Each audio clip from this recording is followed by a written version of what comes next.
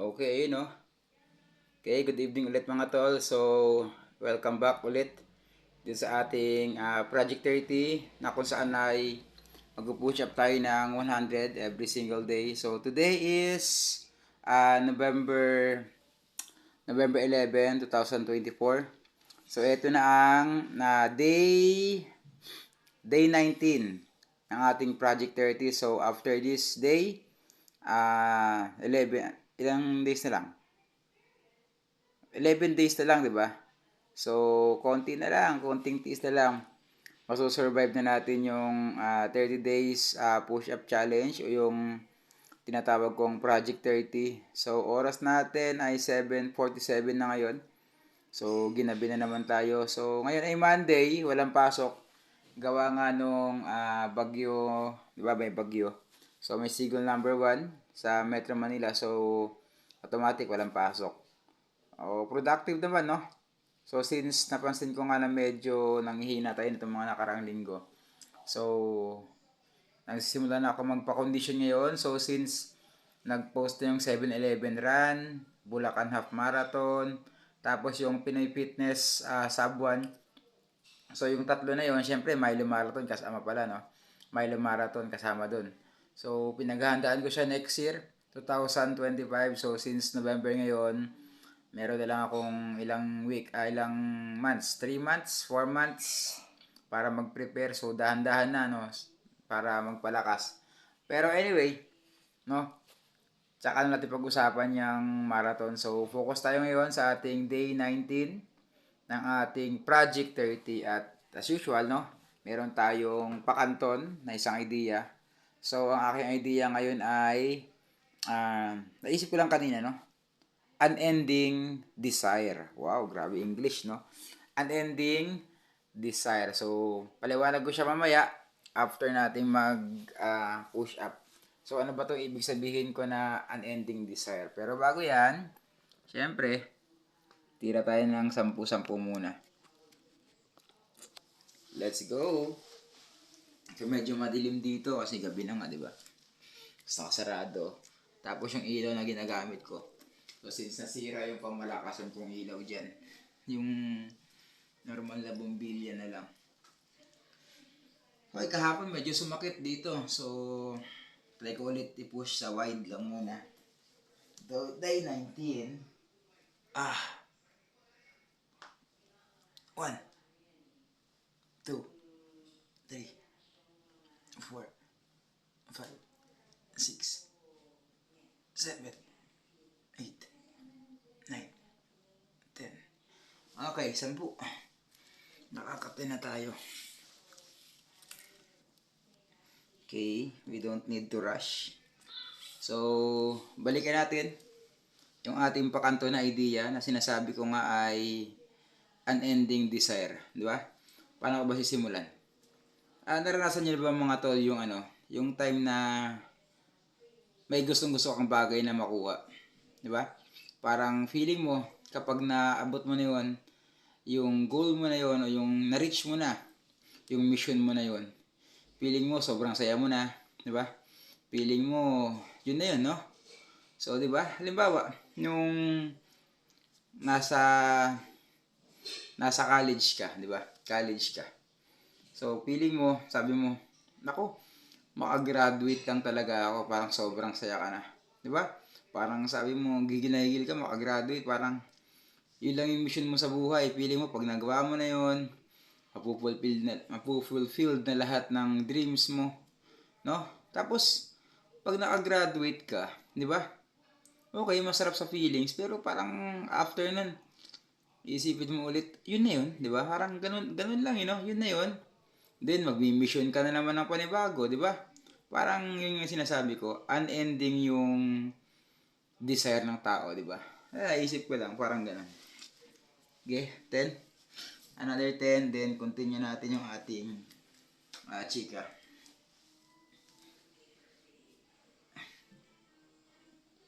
1, 2, 3, 4, 5, 6, 7, 8, 9, 10. Tuloy natin.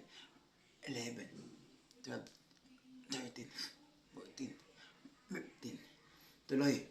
16, 17, 18, 19, 20. Okay. So, since 20 yun, pang 30 na yan, no?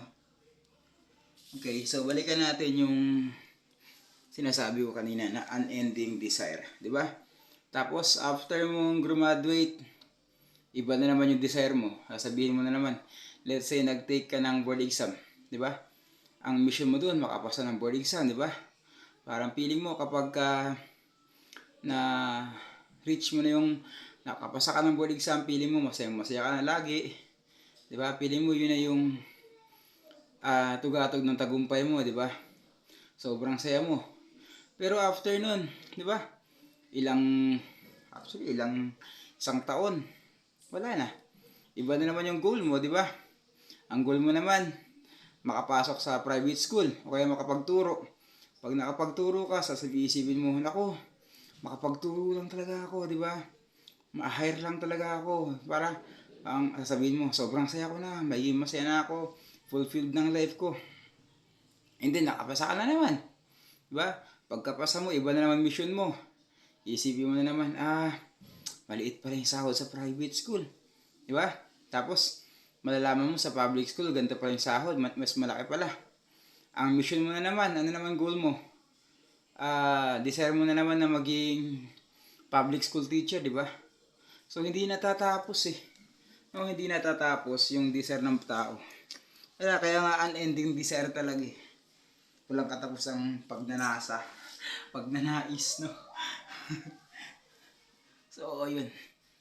I-desire mo natin matapos to.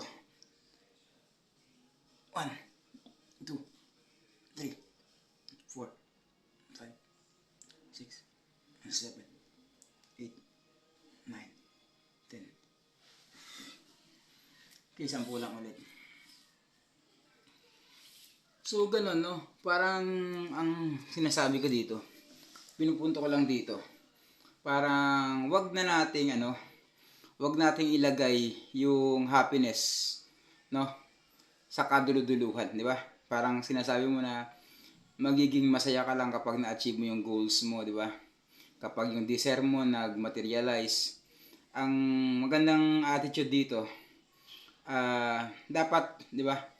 Habang nasa proseso ka, pwede ka mag-celebrate ng mga small wins mo, di ba? Mag-celebrate ka. Hindi yung sa dulo pa eh. Kasi sa dulo, paano kung di mo na-achieve? Di ba? Yun nga, na parang lahat naman temporary. Parang sa sarili ko, di ba? Dati nung bata pa ako, di ba?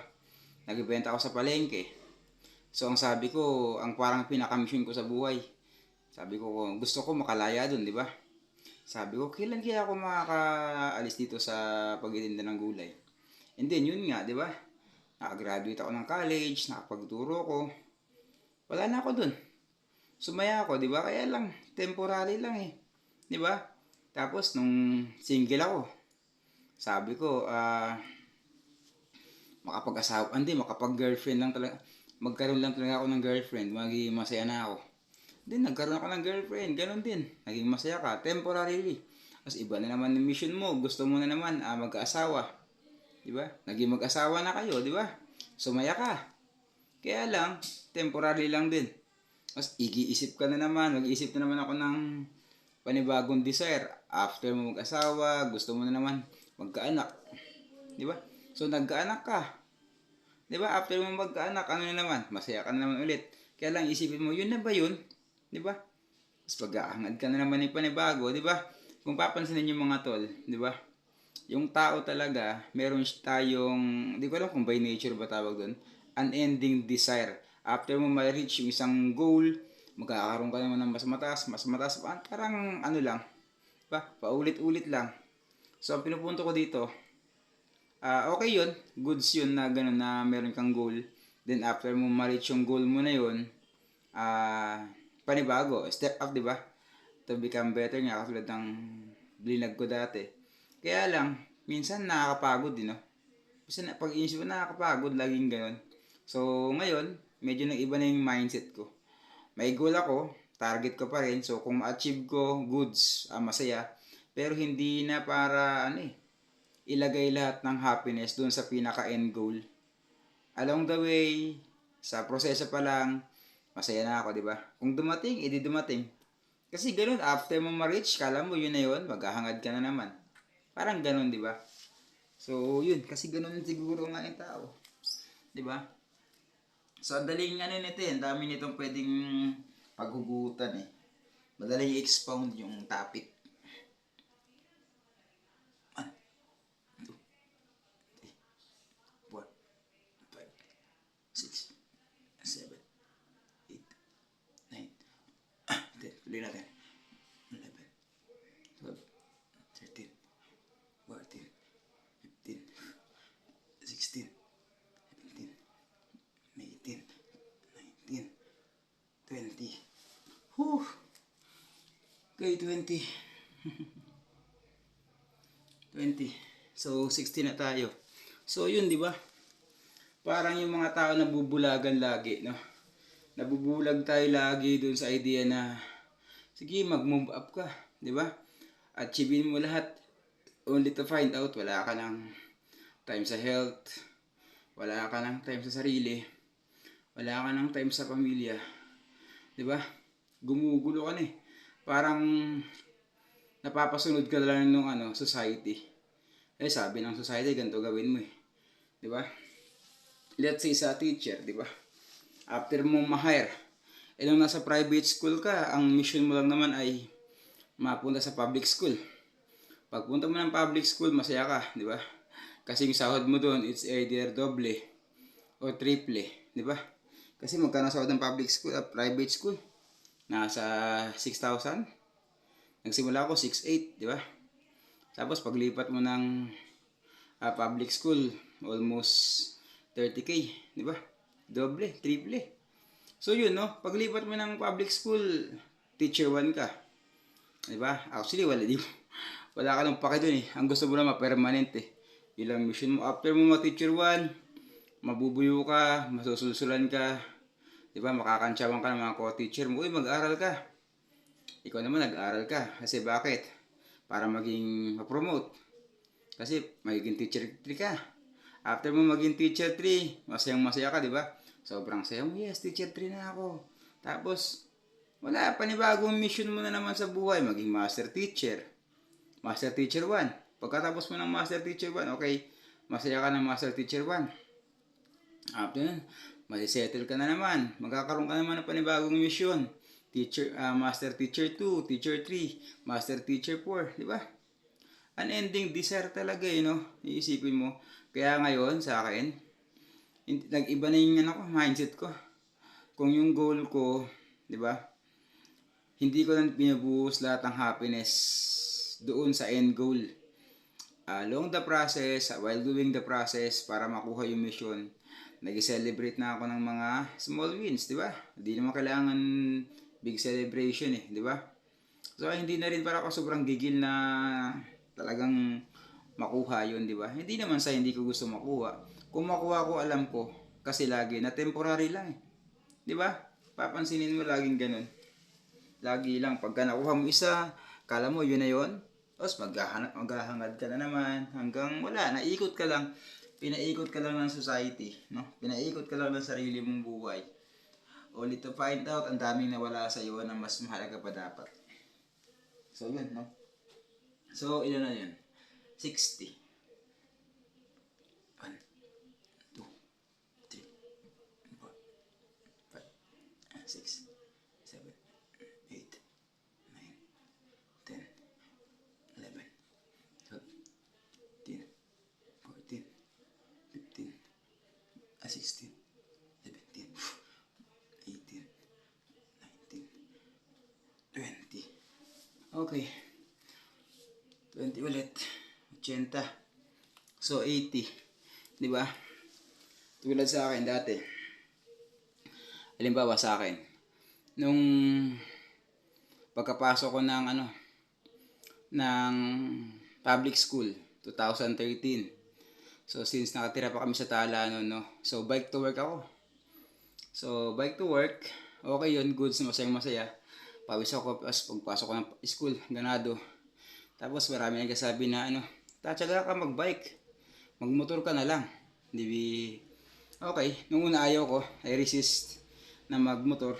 Tapos, and then dumating yung panahon parang nung nalipat namin dito sa shelter. So since kailangan pang magbiyahe ni Melissa papuntang Tala at ang masyado magastos, di ba? So yung 200 niya kulang na kulang. Back and forth kasi papunta pa lang dun halos 200 na. So I decided na bumili nga ng motor. Di sabi ko magkamotor lang talaga ako, di ba? Tapos nung nagkamotor na ako, okay, masaya. Tapos isipin mo, ito lang pala yun. Ganito lang pala yung feeling nun. Parang wala naman, di ba?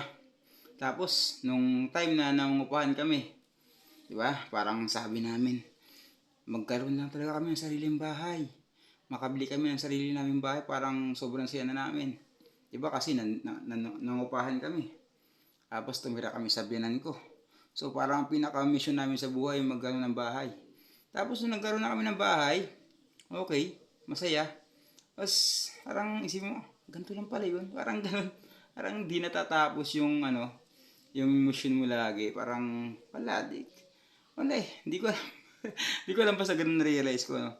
So yung tao, meron siyang unending desire. So ang pinupunto ko lang dun, maging masaya ka sa bawat araw na lumilipas.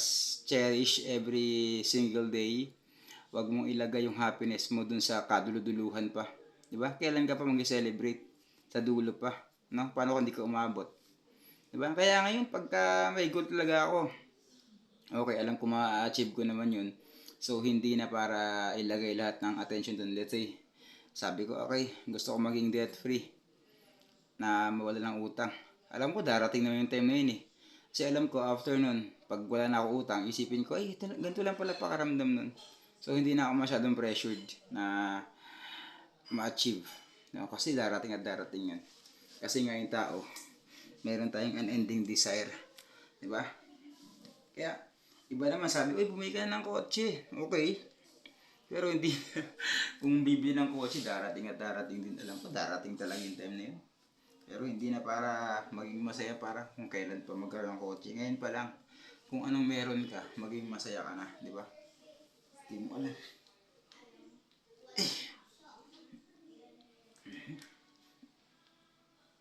One. Sakit na naman. 2, 3. Ang sakit. Ayaw tayong payagan. So, not counted. No?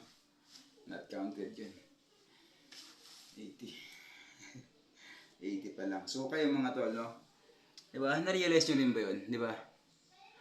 Ano yung mga dating bagay, yung mga pangarap nyo? Nasa tingin nyo kapag na-achieve nyo yun, na-reach nyo yun, na magiging masaya kayo ng sobra. Tapos, kung na-achieve nyo na, isipin mo, ganito lang pala yun. Di ba? Di ba? Isipin mo yung ganun, no? Ganito lang pala yun. Wala naman palang pinagkaiba eh. Di ba? So, wala. Dapat talaga maging masaya ka lang. Everyday. Hindi na sa achievement ng goal. Unang-una, hindi lahat ng goal natin. Reality na naman talaga yun, no? Ma-achieve natin.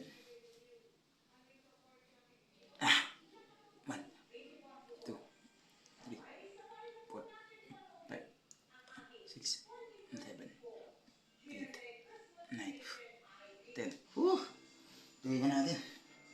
11, 12, 13, 14, 15, 16, hirap. 17, 18, 19, 20. Okay. So, we're done. 100. No, 101 na tayo. So, yun lang mga tol. Diba? Klaro naman yung message natin. Na ang tao, meron tayong unending desire. So, kung ano man yung desire mo, okay? Maging masaya ka sa everyday na progress, no? Sa every progress na meron ka. Huwag mo ilagay yung happiness mo sa achievement ng goal. Kasi temporary lang yun eh. Kung nakapokus ka lagi dun, na magiging masaya ka lang kapag na-achieve mo yung goal mo. Sayang naman yung mga effort mo, di ba? Every single day. So, yun lang. So, ciao. Bye-bye.